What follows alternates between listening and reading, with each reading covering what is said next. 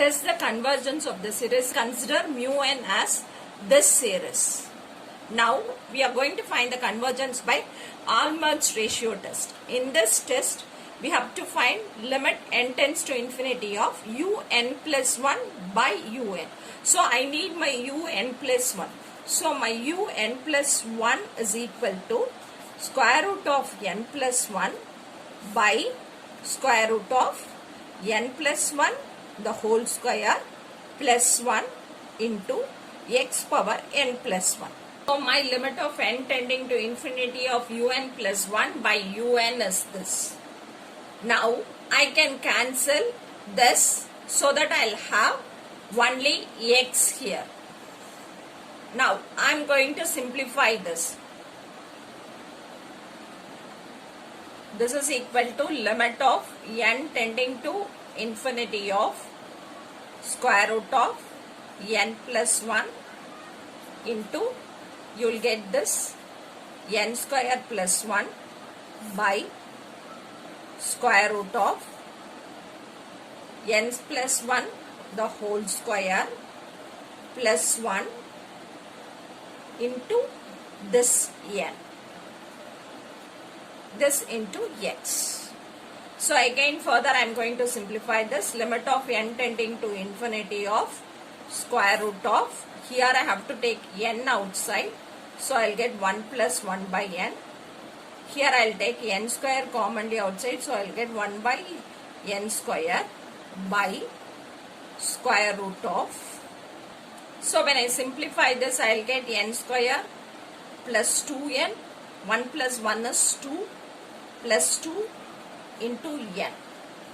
So now limit of n tending to infinity of whole square root of n into 1 plus 1 by n into n square into 1 plus 1 by n square the whole divided by, in this I am going to take n square commonly outside. So I will get n square into 1 plus 2 by n plus 2 by n square into n. So this n I can cancel. This n square I can cancel. Now when I substitute the, I will have x here, I will have x here. So when I substitute the limits, everything will become 1 here, here 0, 0, here 0, 0. So you will get 1 and we will have the value as x. So now when I look after this x, I come across 3 possibilities. 1, my x is less than 1. Another, my x is greater than 1. And my x might be equal to 1. When my x is lesser than 1, this test says that my un is convergent. When it is greater than 1, this test says that my summation un is divergent. When my x is equal to 1, this test fails. So when this test fails, I have to move to my p series test. Now I consider my x is equal to 1. Then my un is equal to square root of n by n square plus 1. Since my Alembert ratio test fails, I go for this. So I have to find limit n tends to infinity of un by vn.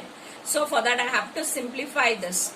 My un is equal to square root of n. I am going to take n square commonly outside is 1 plus 1 by n square.